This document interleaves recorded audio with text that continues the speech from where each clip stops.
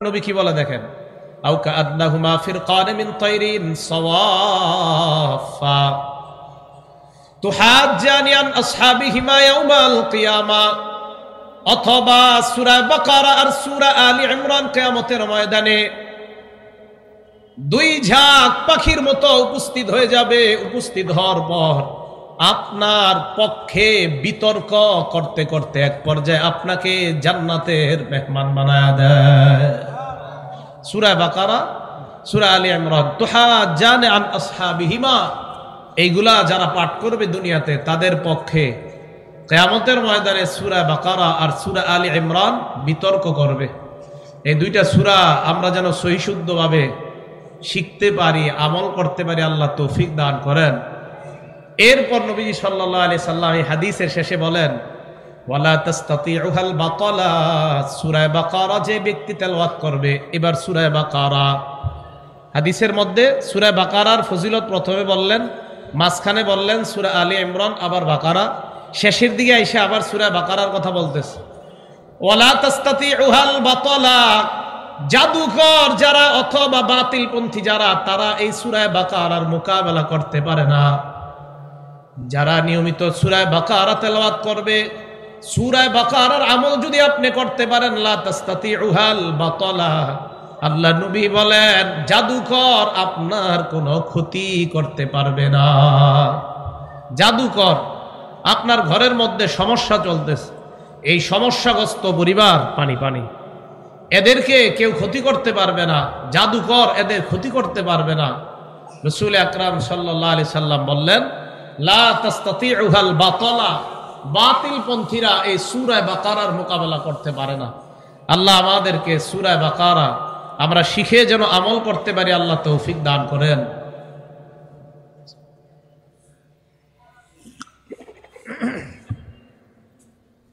আল্লাহুম্মা লাকাল হামদু ওয়া লাকাশ শুকর। সূরা বাকারার শুরুটা কিভাবে? আলিফ লাম মিম। এই আলিফ লাম মিম এগুলাকে বলা হয় হুরুফুল মুকাত্তাআত। এগুলার অর্থ আল্লাহ ছাড়া কেউ জানে না। আলিফ লাম মিমের অর্থ আল্লাহ ছাড়া কেউ জানে না। এগুলার অর্থ জানার পিছনেও লাগা যাবে না, যে আলিফের অর্থ খুঁজি, লামের অর্থ খুঁজি, মিমের অর্থ খুঁজি, দেখি কি পাওয়া যায়। তো আলিফের মান আছে, লামের মান আছে, মিমের মান আছে। আলিফের মান 1, লামের মান 30, মিমের মান 40। তো এইগুলো আপনি খুঁজতে পারবেন না। কেন? আমাদের নবীজি সাল্লাল্লাহু আলাইহি সাল্লাম একদিন এই সূরা তেলাওয়াত করতে লাগলেন। নবীজি পড়লেন আলিফ লাম মিম যালিকাল কিতাবু লা রাইবা ফীহ। আবু ইয়াসির ইবনে আখতাব নামে এক ব্যক্তি, ইহুদীদের এক সম্প্রদায় সহ আমার নবী রাসূলুল্লাহ সাল্লাল্লাহু আলাইহি ওয়াসাল্লাম, আবু ইয়াসির ইবনে আখতাব নামে এক ব্যক্তি ইহুদীদের এক সম্প্রদায় নিয়ে আল্লাহ নবীর সামনে দিয়ে অতিক্রম করলো। আবু ইয়াসির ইবনে আখতাব নামে এক ব্যক্তি ইহুদীদের একটা দল নিয়ে রাসূল করিম সাল্লাল্লাহু আলাইহি সাল্লামের সামনে দিয়ে অতিক্রম করলো। আবু ইয়াসির যখন আল্লাহ নবীর সামনে দিয়ে যায়, ওয়া হুয়া ইয়াতলু ফাতিহা সূরাতুল বাকারা, আল্লাহ নবী সূরা বাকারার শুরুর আয়াতগুলা তেলাওয়াত করতে লাগলেন। নবীজি পড়লেন আলিফ লাম মিম যালিকাল কিতাবু লা রাইবা ফীহ। এতটুকু তেলাওয়াত করার পর আবু ইয়াসির ইবনে আখতাব আতা আখাহু হুয়াই ইবনে আখতাব, এই আবু ইয়াসির তার ভাইয়ের নাম হলো হুয়াই, এই হুয়াই ইবনে আখতাবের কাছে যায়। এক ভাই আবু ইয়াসির ইবনে আখতাব ইহুদীদের সাথে আল্লাহ নবীর সামনে এই আয়াত শুইনা, আরেক ভাই হুয়াই ইবনে আখতাব, ওই ভাইয়ের নাম, এই ভাইয়ের নাম আবু ইয়াসির, আরেক ভাইয়ের নাম হুয়াই ইবনে আখতাব। তো তিনি তার ভাইয়ের কাছে গেলেন এই আয়াত শোনার পর। ভাইয়ের কাছে যাওয়ার পর ভাইকে বলল, ভাই তালামুনা, তোমরা কি জানো, এই মাত্র শুনে আসলাম মুহাম্মদ তেলাওয়াত করে আলিফ লাম মিম যালিকাল কিতাব, এমন একটা তেলাওয়াত মুহাম্মদের মুখে মাত্র শুনে আসলাম। হুয়াই ইবনে আখতাব তার ভাইকে বলে, তুমি সত্যি সত্যি এমন কোন আয়াত শুনছো কিনা? কয় হ্যাঁ। তাড়াতাড়ি আল্লাহ নবীর কাছে গেছে হুয়াই ইবনে আখতাব, সেও ইয়াহুদি, সেও ইয়াহুদিদের এক দল নিয়ে নবীজির কাছে যাওয়ার পর আল্লাহ নবীকে কয়, মুহাম্মদ তুমি কি আমার ভাইয়ের সামনে এই আয়াত তেলাওয়াত করেছো? কয় হ্যাঁ। আল্লাহর নবীকে এই কথা শোনার পর হুয়াই ইবনে আখতাব বলল, আজাআকা বিহাদিহিল আয়া জিবরিল আলাইহিস সালাতু ওয়াস সালাম, তোমার কাছে কি এই আয়াত নিয়ে জিবরিল আমিন আসছে? আল্লাহর নবী জবাব দিলেন, হ্যাঁ, জিবরিল আমিন আমার কাছে এই আলিফ লাম মিম নিয়ে আসছে। বলেন তো কোরআনের আয়াত কে নিয়ে আসে? জিবরাইল। আল্লাহর নবী এই কথা বলার পর হুয়াই ইবনে আখতাব কয়, আলিফ লাম মিম এটা জিবরাইল আনছে? কয় হ্যাঁ। এবার হুয়াই ইবনে আখতাব কয়, তোমার পূর্বে যত নবী তাদেরকে আল্লাহ যত কিতাব দিয়েছে, মা বায়্যানা লিনাবিয়্যিন গায়রুক, তুমি ছাড়া কোন নবীর কাছে এই জাতীয় বর্ণনা জিবরিল আমিন করে নাই। তোমার কাছে যেই বর্ণনা দিয়েছে আলিফ লাম মিম, এটা আবার কেমন বর্ণনা? ইয়াহুদি আমাদের নবীরে কয় আলিফ লাম মিম এটা আবার কেমন? কয় দাঁড়াও। এবার সে তার ইয়াহুদি দোস্তদের কাছে গেছে, যাওয়ার পর কয়, আতাদখুলুনা ফি দীনি নাবিয়্যিন, তোমরা কি এমন এক নবীর ধর্মে প্রবেশ করতে চাও যেই নবীর ধর্মের বয়স মাত্র, তার রাজত্বের বয়স মাত্র ৭১ বছর? কয় বছর? এমন নবীর ধর্মে প্রবেশ করতে চাও যেই নবীর রাজত্বের মেয়াদকাল হবে মাত্র ৭১ বছর? এই নবীর ধর্মে তোমরা প্রবেশ করতে চাও? তারা কয় আমরা বুঝি নাই। কয় বুঝো নাই? কয় না। কয় আলিফ লাম মিমের অর্থ হলো, আলিফের মান হলো ১, লামের মিম হলো সালাসুনা ৩০, মিমের মান হলো আর বাউনা ৪০, ৪০ আর ৩০ হয় ৭০, আর ১ মিলাইলে হয় ৭১। তাই নাকি? কয় হ্যাঁ। তাই এখন কি বুঝবো? কয় আলিফে ১, লামে ৩০, মিমে ৪০, মোট ৭১। আমি বুঝে ফেলছি তার রাজত্বের মেয়াদকাল হবে ৭১। এই ৭১ বছর যিনি মেয়াদকাল রাজত্ব করবে এই নবীর ধর্মে প্রবেশ করতে চাও? তো তারা কিছু কয় না। তারা কয় দাঁড়াও দাঁড়াও। হুয়াই ইবনে আখতাব আবার নবীর কাছে গেছে, যাওয়ার পর কয় আলিফ লাম মিমের মতো আর কোন এরকম আয়াত জিবরাইল তোমার কাছে আনে কিনা? কয় হ্যাঁ আনে। সেটা আবার কি? নবী বললেন আলিফ লাম মিম সাদ। এই কথা বলার পর হুয়াই ইবনে আখতাব কয় আলিফের মান হলো ১, লামের মান হলো ৩০, মিমের মান হলো ৪০, সাদের মান হলো ৯০। কত? এবার মিলাইলে কত হয় বলেন তো? ১৬১। দেখেন তো কত হয়? ১৬১। হুয়াই ইবনে আখতাব কয় তোমার রাজত্বের মেয়াদকাল হবে ১৬১ বছর। নবীজি কয় তাই নাকি? কয় হ্যাঁ। এবার হুয়াই ইবনে আখতাব কয় এই জাতীয় আর কোন আয়াত জিবরিল তোমার কাছে আনে কিনা? আল্লাহর নবী জবাব দেয়, কয় হ্যাঁ। কয় কি সেটা? নবীজি বলেন আলিফ লাম রা। এবার হুয়াই ইবনে আখতাব কয় আলিফের মান হলো ১, লামের মান হলো ৩০, র এর মান হলো ২০০, মোট কত হয়? ২৩১। তোমার রাজত্বের মেয়াদকাল আমার কাছে কেমন যেন এলোমেলো মনে হয়, এই জাতীয় আর কোন আয়াত আনে কিনা জিবরিল? নবীজি কয় হ্যাঁ, এই জাতীয় আরো আয়াত আছে। কয়টা আবার? কি? কয় আলিফ লাম মিম রা।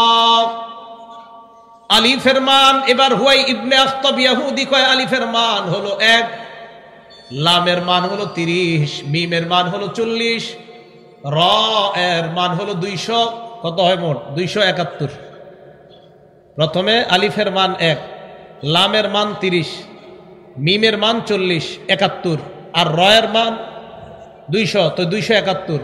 এবার টোটালটা মিলান। প্রথমে আলিফ লাম মিমের মান শুধু ৭১, আলিফ লাম মিমের সব এতটুকুর মান ১৬১, আলিফ লাম র এর মান ২৩১, আলিফ লাম মিম র এর মান ২৭১। টোটালটা মিলাইলে দেখুন তো ৭৩৪ হয় কিনা?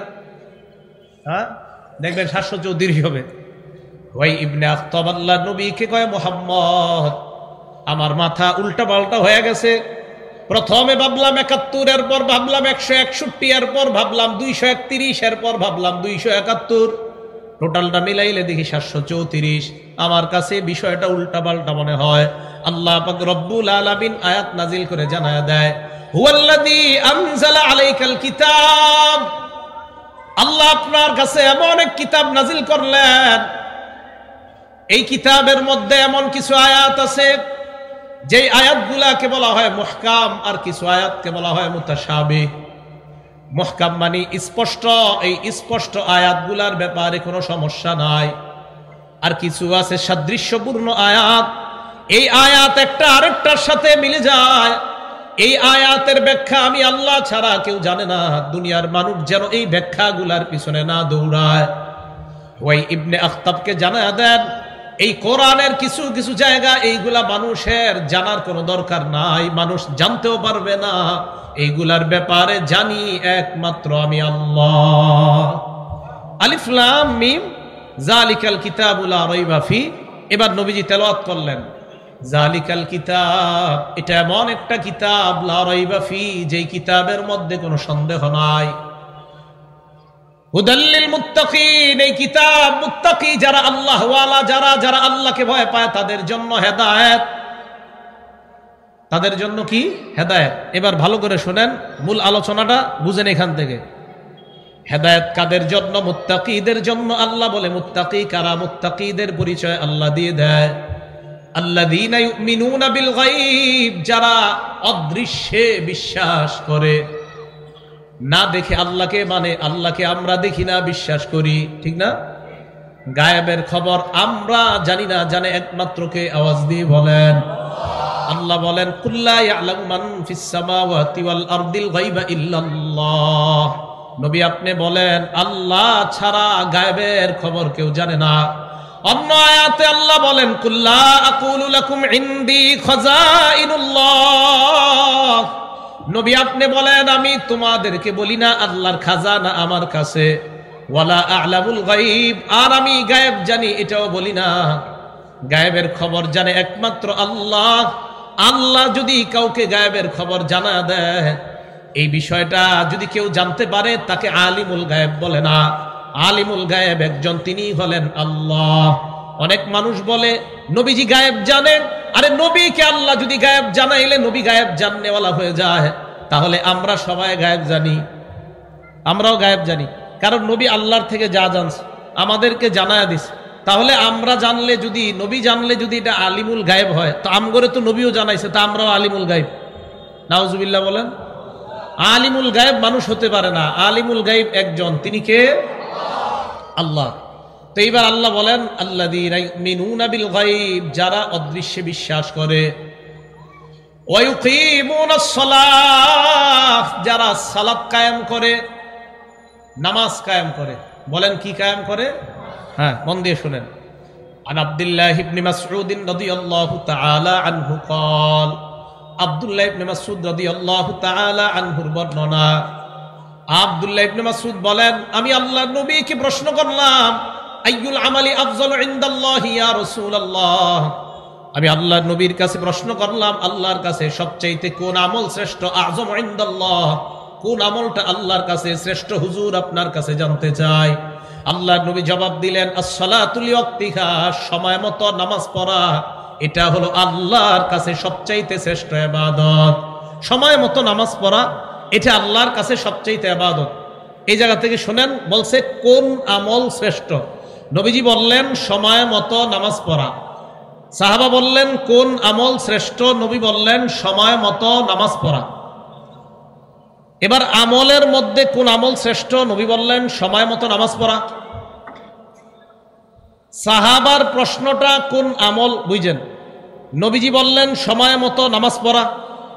এখন আমরা যারা আমল করব, আমলের মধ্যে শ্রেষ্ঠ আমল হলো নামাজ পড়া। শ্রেষ্ঠ আমল কি?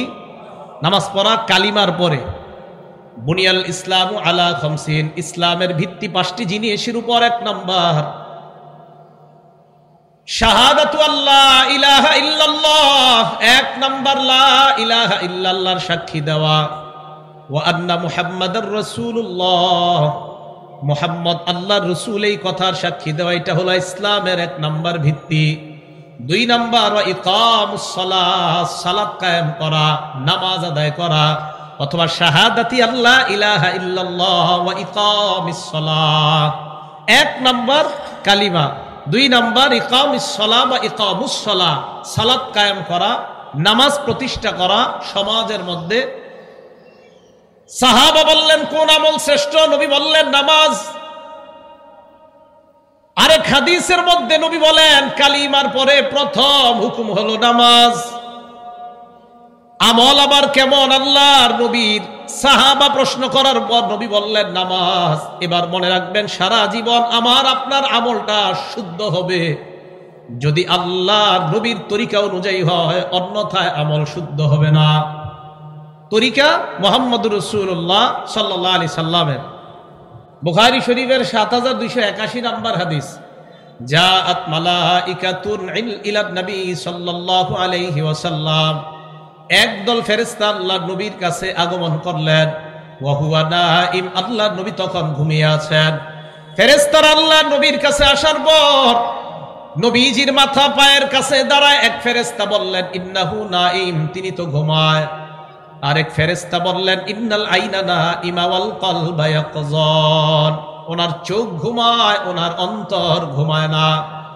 এই কথা বলার পর ফেরেশতারা বলে ইন্নালি সাহিবিকুম হাযা মাসালা, তোমাদের এই সাথীর একটা দৃষ্টান্ত আছে, ফাদরিবু লাহু মাসালা, তার দৃষ্টান্ত বর্ণনা করে দাও। আরেক ফেরেশতা বললেন ইন্নাহু নাইম, তিনি। অপর ফেরেশতা বলে ইন্নাল আইনা নাইমা ওয়াল কলবা ইয়াকযান, ওনার চোখ ঘুমায়, ওনার অন্তর ঘুমায় না। এই কথা বলার পর এবার ফেরেশতারা বলতে লাগলেন মাসালুহু কামাসালি রাজুলিন বানা দারা, ওনার দৃষ্টান্ত এমন এক ব্যক্তির মতো যে ব্যক্তি একটা ঘর বানিয়েছে। ঘর বানানোর পর ওয়াজআলা ফিহা মিনাল মাদুবা, ঘরের মধ্যে দস্তরখান বিছিয়েছে, দস্তরখানের মধ্যে রং বেরঙের খাবার। ওয়া বাসা দাইয়া, একজনকে বাহিরে পাঠিয়েছে, যাও দাওয়াত দাও মানুষকে, যাদেরকে পাইবা তাদেরকে বলবা এই ঘরে আসার জন্য। যারা ঘরে আসবে তারা জান্নাতের খাবার খেতে পারবে, ঘরের খাবার খেতে পারবে।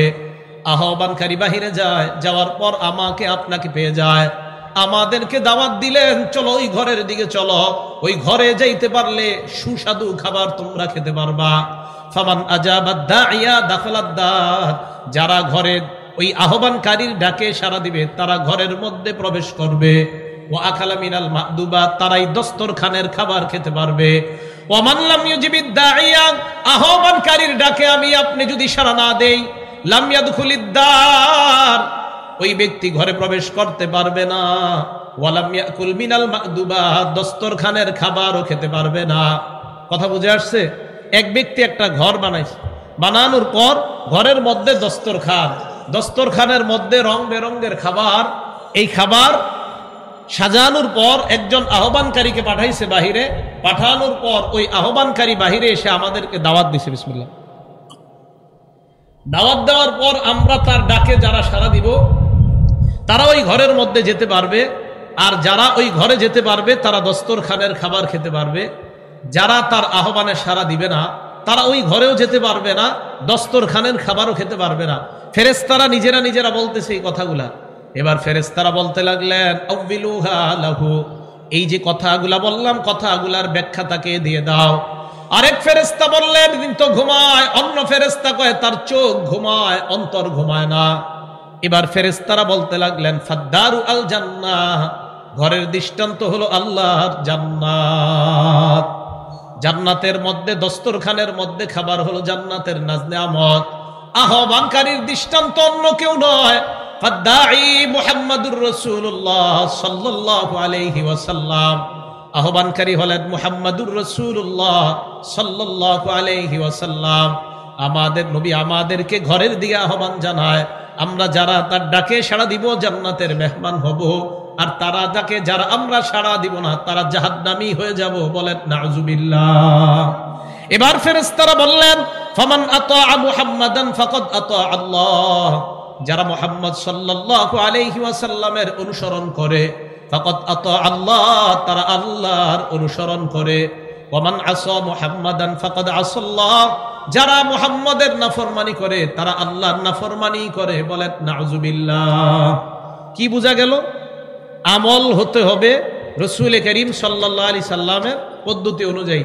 ইবনে মাজাহ একটা কিতাব আছে, এই কিতাবের ৩ নম্বর হাদিস রাসূল করিম সাল্লাল্লাহু আলাইহি সাল্লাম বলেন মান আতাআনি ফাকাদ আতা আল্লাহ, যে আমার আনুগত্য করে সে আল্লাহর আনুগত্য করে, ওয়ামান আসানি ফাকাদ আসাল্লাহ, যে আমার নাফরমানি করে সে আল্লাহর নাফরমানি করে।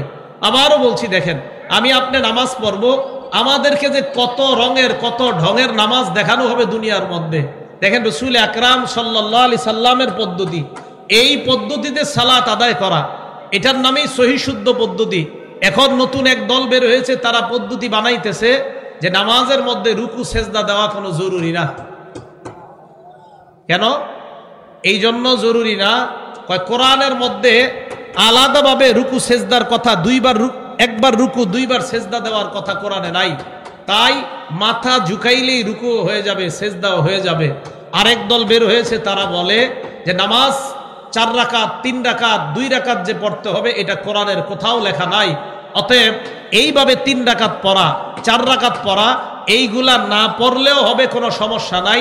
নামাজের সময় শুধু আল্লাহরে ধ্যান করলেই নামাজ হয়ে যাবে। কথা বুঝে আসছে? এরা কারা? এরা যারা তারা শুধু কোরআন মানে। কি মানে? জোরে বলেন, কি মানে? কোরআন মানে। ইবনে মাজা কিতাবের নাম, হাদিস নাম্বার 12।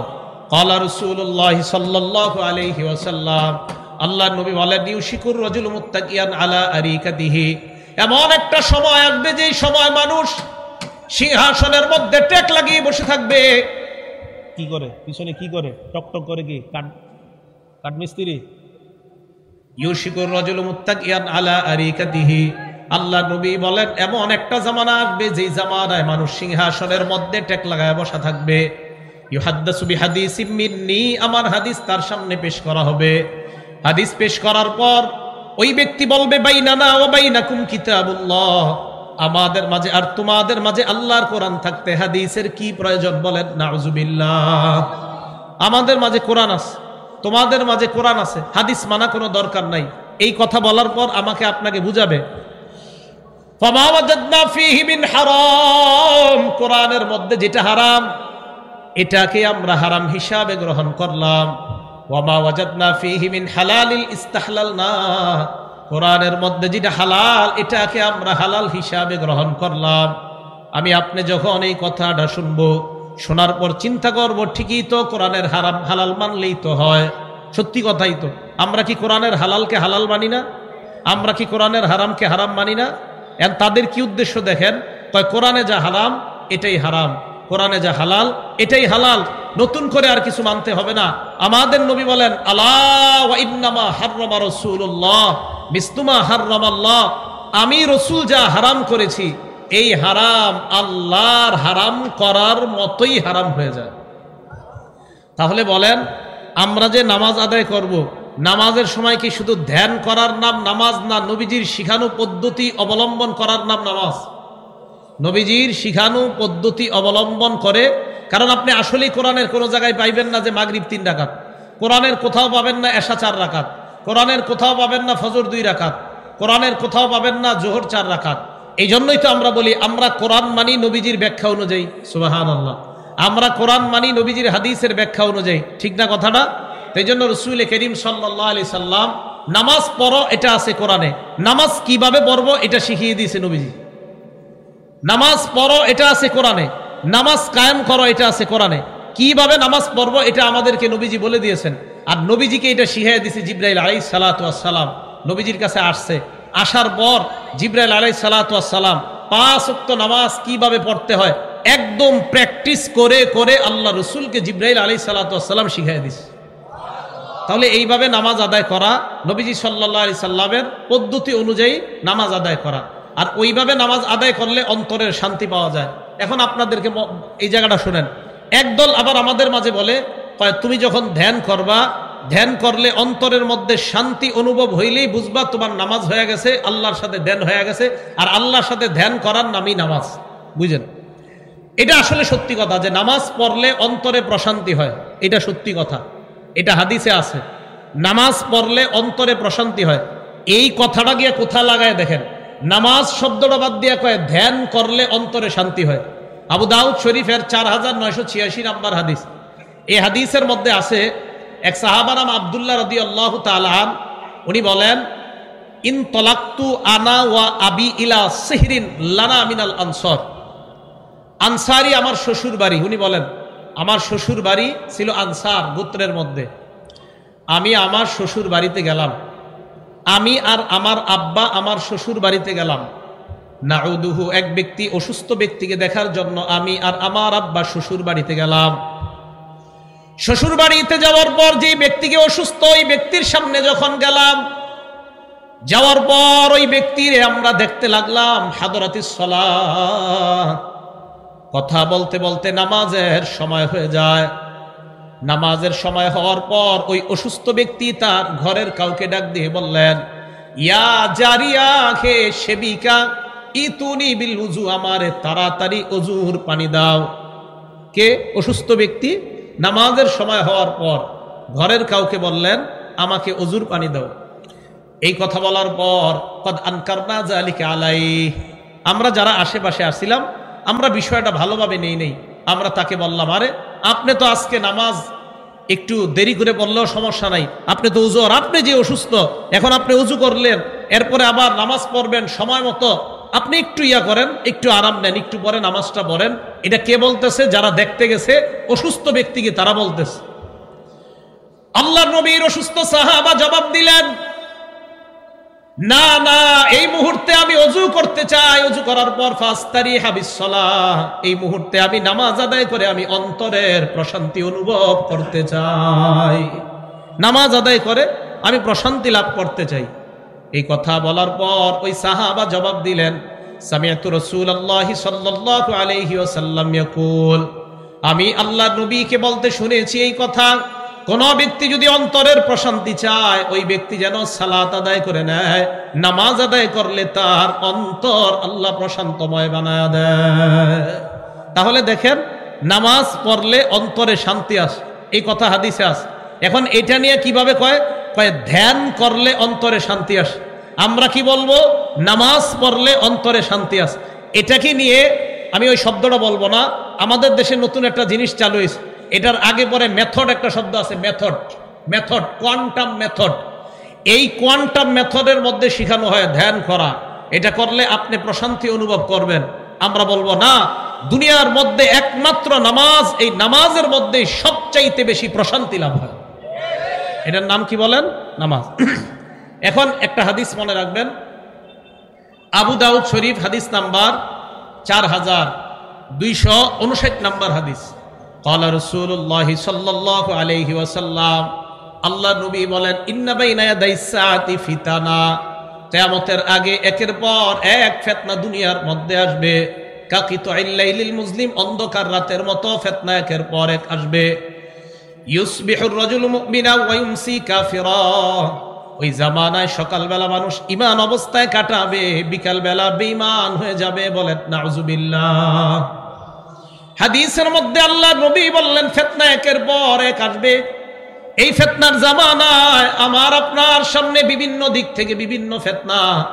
এই ফিতনা আমাদেরকে ধ্যানের কথা বলবে, আমাদেরকে বলবে প্রশান্তি এই পথে, আমাদেরকে বলবে শান্তি ওই পথে। আমাকে আপনাকে বুঝাবে জিন্দেগিতে 2 রাকাত নামাজ পড়লে আর জীবনে নামাজ লাগবে না, এটা বুঝাবে। আমার আপনারে কি বলবে? বলবে তুমি যদি 2 রাকাত নামাজ সঠিকভাবে একবার আদায় করতে পারো জীবনে, আর তোমার জিন্দেগিতে নামাজ লাগবে না। আপনি পাল্টা জবাব দিয়ে দিবেন, আল্লাহ নবী বলেন, লাউ আন্না নাহরান বিবাবি আহাদিকুম ইয়াগতাসিলু ফীহি কুল্লা ইয়াউমিন 5 মাররাত, তোমাদের কারো বাড়ির সামনে একটা পুকুর আছে, এই পুকুরের মধ্যে এক ব্যক্তি দৈনিক 5 বার গোসল করে, হাল ইয়াবকা মিন দারনিহি শাইউন, বলো তার শরীরের মধ্যে কোনো ময়লা থাকবে কিনা। এক ব্যক্তি বাড়ির সামনে পুকুর আছে, এই পুকুরের মধ্যে ওই ব্যক্তি দৈনিক 5 বার গোসল করে, বলেন তো তার শরীরে কোনো ময়লা থাকবে? নবীজি বলেন, ফাযালিকা মিসলুস সালাওয়াতিল খামসি ইয়ামহুল্লাহু বিহিন্নাল খাতায়া, অনুরূপভাবে 5 ওয়াক্ত নামাজ যারা আদায় করবে তাদের আভ্যন্তরীণ এবং বাহ্যিক যত গুনাহ আছে এই গুনাহ আল্লাহ মাফ করে দেয়। তাহলে নামাজ এমন একটা ইবাদত যেটা আমার বাহ্যিক এবং আভ্যন্তরীণ সব গুনাহগুলা মাফ করার একটা উপায়। এই উপায়টার নাম কি? নামাজ। ক্বালা রাসূলুল্লাহি সাল্লাল্লাহু আলাইহি ওয়াসাল্লাম, আল্লাহ নবী বলেন, আস-সালাওয়াতুল খামসু ওয়াল জুমআতু ইলাল জুমআ, ওয়া রমাদান ইলা রমাদান মুকাফফিরাতুম মা বাইনাহুন্না মাজতানাবাল কাবাইর। আল্লাহর নবী বলেন, কোন ব্যক্তি যদি 5 ওয়াক্ত সালাত আদায় করে, ফজরের পর জোহর পর্যন্ত, জোহরের পর আসর পর্যন্ত, আপনি ফজর নামাজ আদায় করলেন, করার পর জোহরের আগ পর্যন্ত আপনার কিছু সগীরা গুনাহ হয়ে গেছে। ফজর পড়ছেন, জোহর পর্যন্ত আপনার কিছু গুনাহ হয়ে গেছে, সগীরা গুনাহ হওয়ার পর আবার জোহরের নামাজ আদায় করলেন, জোহর আদায় করার পর আবার কিছু সগীরা গুনাহ হয়ে গেছে। আসরের নামাজ আদায় করলেন, আসর আদায় করার পর আবার কিছু সগীরা গুনাহ আপনার হয়ে গেছে। মাগরিবের নামাজ আদায় করলেন, মাগরিব আদায় করার পর আবার আপনার কিছু সগীরা গুনাহ হয়ে গেছে। এশার নামাজ আপনি আদায় করলেন, এই যে 2 ওয়াক্ত নামাজের মাঝখানে আপনার যে সগীরা গুনাহ, কবিরা গুনাহ না করা পর্যন্ত আপনার যত গুনাহ আছে, 2 নামাজের মাঝখানের সব গুনাহ আল্লাহ মাফ করে দেয়। এক নামাজ আর এক নামাজের মাঝে যে গুনাহগুলা, আর আশা করা যে আমার কবিরা গুনাহ আল্লাহ মাফ করবে, আল্লাহ তো মহান, এ আশা করা যায় আল্লাহর কাছে, এ আশা করা। আল্লাহ আমাদের সকলকে নামাজের ব্যাপারে যেন আমরা যত্নবান হতে পারি, আল্লাহ তৌফিক দান করেন। তো নবী বলেন, ওয়াল জুমাতু ইলাল জুমা, এক জুমা থেকে আরেক জুমা পর্যন্ত, আজকে শুক্রবার, আগামী শুক্রবার পর্যন্ত আপনি মাঝখানে যে গুনাহগুলা আপনার হয়ে যায় সগীরা গুনাহ, এই জুমার নামাজ পড়ার পর পরের জুমার নামাজের আগের সগীরা গুনাহগুলা ওই পরের জুমা আগের গুলাকে মুছে দেয়।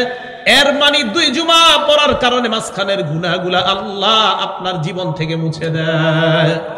ওয়া রমাদান ইলা রমাদান মুকাফফিরাতুম মা বাইনাহুন্না, এক রমজান থেকে আরেক রমজান, গত রমজানে আপনি ইবাদত করলেন, এবার পরের রমজান, 2 রমজানের মাঝখানে অনেকগুলা সগীরা গুনাহ হয়ে গেছে।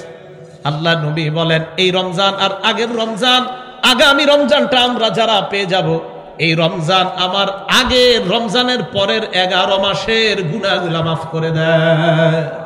এক রমজান আরেক রমজান, এক জুমা আরেক জুমা, তাহলে এক নামাজ আরেক নামাজ, মাঝখানের গুনাহ আল্লাহ মাফ করে দেয়। এখন আপনাদের কাছে আমি জানতে চাই, বলেন ধ্যান বলেন, প্রশান্তি বলেন, অথবা মনের শান্তি বলেন, 2 রাকাত নামাজ পড়লে অন্তরে একমাত্র শান্তি বলেন, আমি আপনাদের থেকে দিল থেকে জানতে চাই, বলেন আমরা যারা কত কথা জানতেছি আমরা, যে এই পদ্ধতি অবলম্বন করলে অন্তরে শান্তি আছে, 2 রাকাত নামাজ পড়লে আর নামাজ লাগে না, অমুক জায়গায় গেলে তোমার কলব জারি হয়ে যাবে, এই সমস্ত কথায় আমরা আর মুখ দিব না, এই সমস্ত কথায় আর আমরা কান দিব না, বরং আমরা এই কথা এখন থেকে বলবো যে একমাত্র নামাজের মাধ্যমেই প্রশান্তি বলো, অন্তরের শান্তি বলো, অন্তরের আরাম বলো, আর কোন খানকায় গিয়া কলব জারি আর যা বলো ভণ্ডামি ভাবে, সব কিছু নামাজের মাধ্যমেই অর্জন করা যায়। কিসের মাধ্যমে? নামাজের মাধ্যমে। আমাদেরকে দেখেন নামাজ থেকে দূরে সরানোর কত চক্রান্ত চলতেছে। আপনারে আমারে বুঝায়, কয় মিয়া নামাজ মানে ধ্যান করা, ধ্যান করা মানে চুপচাপ নামাজের সময় আল্লাহরে স্মরণ করলে নামাজ হয়ে যায়। কি আজীব এক চমৎকার সিস্টেম!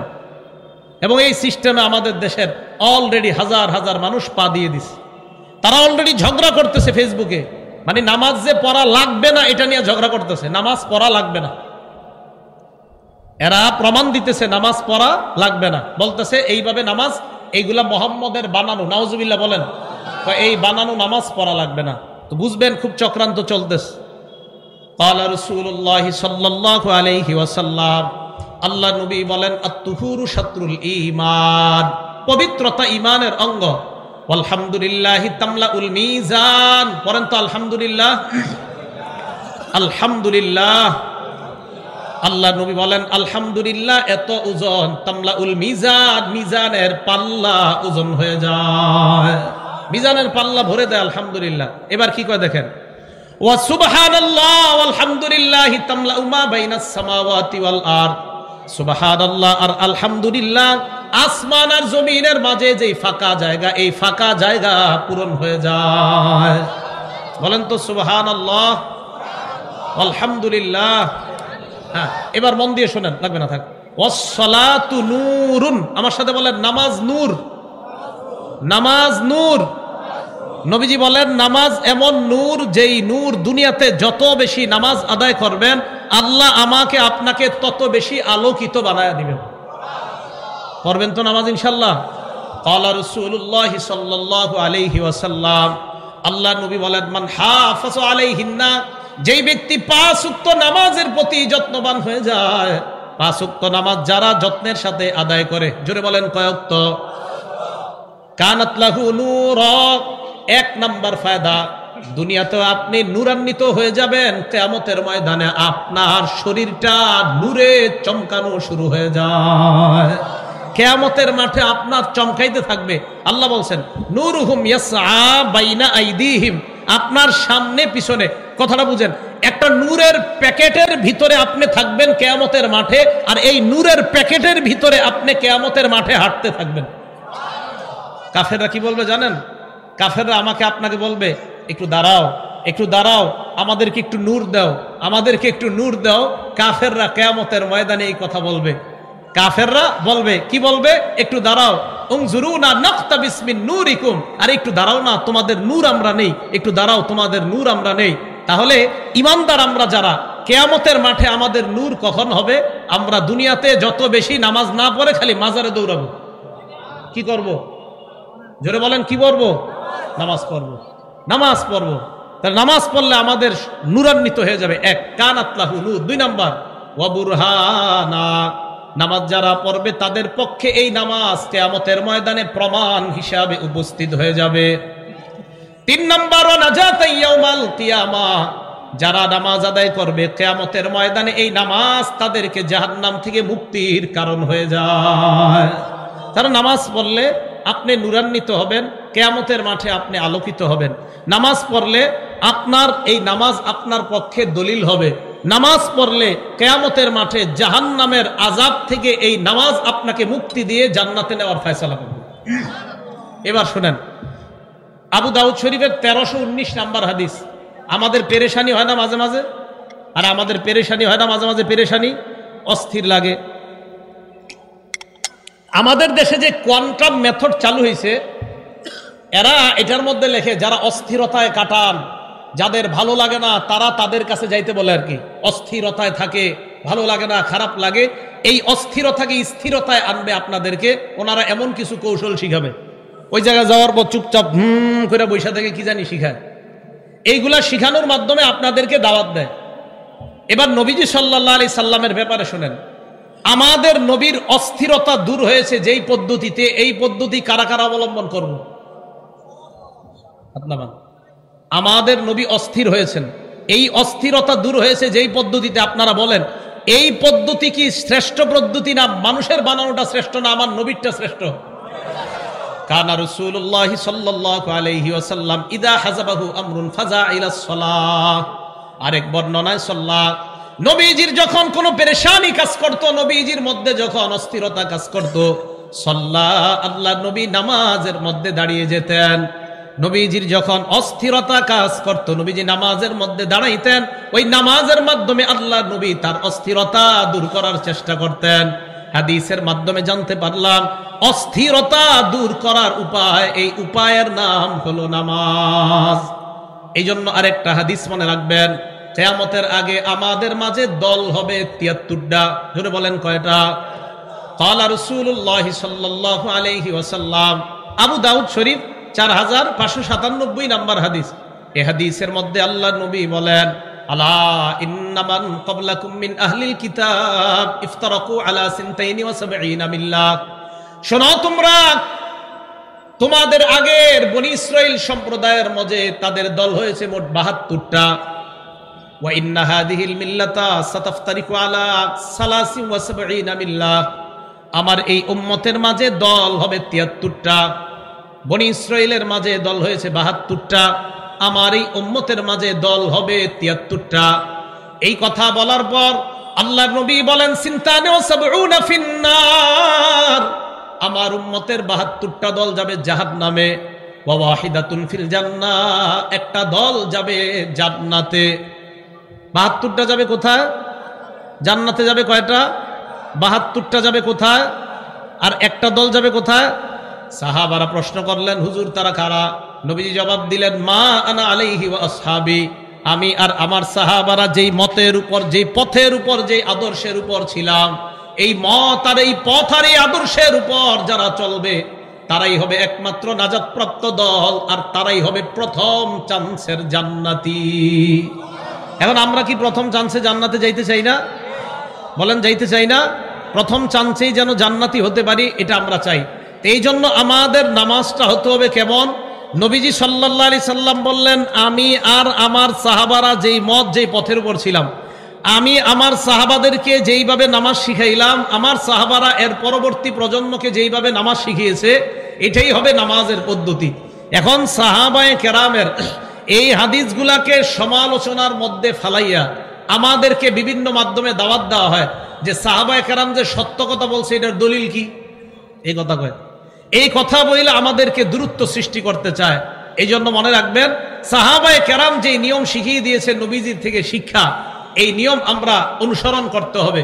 নবীজি বলেছেন, সল্লু কামা রাআইতুমুনি উসল্লি, তোমরা নামাজ পড়ো ওইভাবে যেইভাবে আমাকে নামাজ পড়তে দেখছো।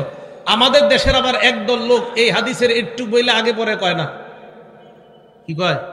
এই হাদিসটা এতটুকু বলে, সল্লু কামা রাআইতুমুনি উসল্লি, একটা ধোকা দেয় এটা বইলা কয় তোমরা আমারে যেইভাবে নামাজ পড়তে দেখেছো এইভাবে পড়ো। এরপরে বুঝায় হেরা একটা স্টাইলের নামাজ পড়ে, বইরা বুঝায় যে হেগোটাই নবীজি দেখাইছে। ফাইজলামি করেন না, আপনাদেরটাই দেখাইছে নবীজি। মানে একটা নামাজ দেখায় কয় নবীজি বলছে আমারে যেইভাবে নামাজ পড়তে দেখেছো এইভাবে পড়ো, তো বইলা কয় আমরা যেইভাবে পড়ছি এইভাবে নবীজি পড়ছে। মানে একটা ঘটনা দাঁড় করায় দেয় যে আমাদেরটাই নবীজির নামাজ, আর নবীজি বলছে আমারে যেইভাবে দেখো এইভাবে পড়ো। এই কথা বইলা আরেকটা ধোকা দেয়, কি? নারীরা পুরুষের মতো নামাজ পড়বে। কারা? নারীরা কার মতো নামাজ পড়বে?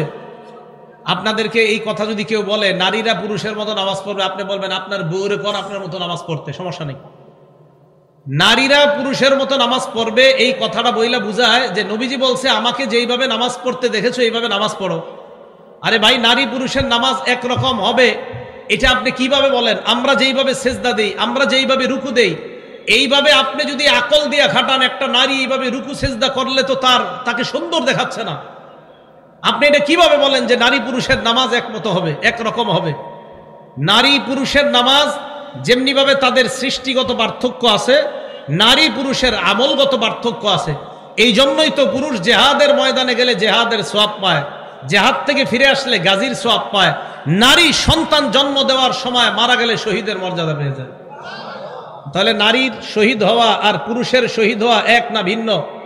পুরুষ জেহাদের ময়দানে গিয়ে শহীদ হলে শহীদ, নারী সন্তান প্রসব করার সময় মারা গেলে শহীদ। দুই শহীদ এক না আলাদা? কারণ সৃষ্টিগত পার্থক্য আছে, তাদের দুইজনের আমলেরও পার্থক্য আছে। এই জন্য মনে রাখতে হবে আমলের যে পদ্ধতি, এই পদ্ধতির অবশ্যই পার্থক্য আছে। নারীর আর পুরুষের আমলের পদ্ধতি এক হবে না, নারী পুরুষের আমলের পদ্ধতি ভিন্ন হবে। এবার আপনাদেরকে আবার বলি, বলেন নামাজ পড়ব নবীজি যেইভাবে পড়েছেন, সাহাবাদেরকে যেইভাবে শিখিয়েছেন এইভাবে। এখন নারী পুরুষ নবীজির আমল অবশ্যই করবে। এখন বলেন তো আমাদের আর মা বোনদের আমলের পদ্ধতির মাঝে পার্থক্য আছে না নাই? এটা বুঝতে হবে। যেমন আমরা নাভির নিচে হাত বাঁধি, মা বোনরা বুকের উপরে হাত বাঁধবে। কথা বুঝে আসছে? আমলের মাঝে পার্থক্য হবে। তো যেই কথাটা বলতে চাইলাম, নবীজির এক সাহাবা রবিআ ইবনে কাব আল আসলামী রাদিয়াল্লাহু তাআলা, উনি নবীজি সাল্লাল্লাহু আলাইহি সাল্লামকে একদিন কয়, হুজুর ইন্নী আসআলুকা মুরাফাকাতাকা ফিল জান্নাহ, আমি আপনার সাথে জান্নাতে আপনার আশেপাশে থাকতে চাই। নবীজি বললেন তাই নাকি? কয় হ্যাঁ। ফাআইন্নী আলা নাফসিকা বিকাসরাতিস সুজুদ, তুমি এক কাজ করবা, বেশি বেশি সেজদার মাধ্যমে আমারে সাহায্য করো। সাহাবা বললেন মানি? কয় যত বেশি নামাজ আদায় করবা জান্নাতে আমার কাছে তত বেশি তুমি থাকতে পারবা। তাহলে সেজদার মাধ্যমে নবীজি বললেন আমাকে সহযোগিতা করো। দুনিয়াতে যে যত সালাত আদায় করবে নবীজির তত সান্নিধ্য ওই ব্যক্তি লাভ করবে। তাহলে মুত্তাকিদের পরিচয়, এক নাম্বার যারা অদৃশ্যে বিশ্বাস করে, দুই নাম্বার যারা সালাত কায়েম করে, তিন নাম্বার ওয়া মিম্মা রাযাকনাহুম ইউনফিকুন, যারা আমার দেওয়া রিজিক থেকে আমি তাদেরকে যে সম্পদ দেই এই সম্পদ থেকে যারা খরচ করে, এটা হলো তিন নাম্বার। চার নাম্বার ওয়াল্লাযীনা ইউমিনুনা বিমা উনজিলা ইলাইকা, আমি আপনার প্রতি যেই কোরআন নাজিল করলাম, ওয়ামা উনজিলা মিন ক্বাবলিক, আপনার আগে যত কিতাব নাজিল করা হয়েছে এইগুলা যারা বিশ্বাস করে। পাঁচ নাম্বার ওয়াবিল আখিরাতি হুম ইউকিনুন, যারা আখিরাত বিশ্বাস করে। আল্লাহ পাক রব্বুল আলামিন বললেন মুত্তাকিদের পাঁচটা গুণ বললেন আয়াতের মধ্যে। আল্লাহ বললেন লা রাইবা ফি, এই কোরআনে কোনো সন্দেহ নাই, হুদাল্লিল মুত্তাকিন, এই কোরআন মুত্তাকিদের জন্য হেদায়েত। মুত্তাকি কারা? 1 নাম্বার যারা অদৃশ্যে বিশ্বাস করে, 2 নাম্বার যারা নামাজ কায়েম করে, 3 নাম্বার যারা যাকাত আদায় করে। তাহলে এই মাদ্রাসাটা এটা আপনাদের এলাকার মাদ্রাসা। এই মাদ্রাসার প্রতি আপনারা দান, সাদাকা, যাকাতের মাধ্যমে ইনশাআল্লাহ অসহায়দের পাশে দাঁড়াবেন ইনশাআল্লাহ। রাজি আছেন না সবাই ইনশাআল্লাহ?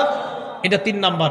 4 নাম্বার, আপনার উপর যে কোরআন নাজিল হয়েছে এই কোরআন যারা বিশ্বাস করে। 5 নাম্বার, অবিল আখিরাতি হুম ইউকিনুন, যারা আখিরাত বিশ্বাস করে। মুত্তাকিদের এই 5টা গুণ মনে থাকবে সবার। 1 নাম্বার যারা অদৃশ্যে বিশ্বাস করে, 2 নাম্বার যারা নামাজ কায়েম করে, 3 নাম্বার যারা যাকাত দেয়, 4 নাম্বার যারা আপনার প্রতি যে কোরআন নাজিল করা হয়েছে এই কোরআন আর আগের কিতাবগুলো বিশ্বাস করে, 5 নাম্বার যারা আখিরাত বিশ্বাস করে। এই 5 গুণের বৈশিষ্ট্য ব্যক্তিকে বলা হয় মুত্তাকি। এটা হলে কি হবে? উলাইকা আলা হুদাম মির রাব্বিহিম, আল্লাহ বলেন তারাই তাদের রবের পক্ষ থেকে হেদায়েতের উপর আছে। ওয়া উলাইকা হুমুল মুফলিহুন, আর তাদেরকে আল্লাহ কোরআনে সফল মুমিন বলে আল্লাহ ঘোষণা দিয়ে দিয়েছেন। আল্লাহ পাক রব্বুল আলামিন আমাদের সকলকে সফল মুমিন হয়ে যেন আমরা দুনিয়া থেকে কবরের জীবনে আমরা যাইতে পারি, আল্লাহ তৌফিক দান করেন। আমিন। ওয়া আখিরু দাওয়ানা আনিল হামদুলিল্লাহি রাব্বিল আলামিন।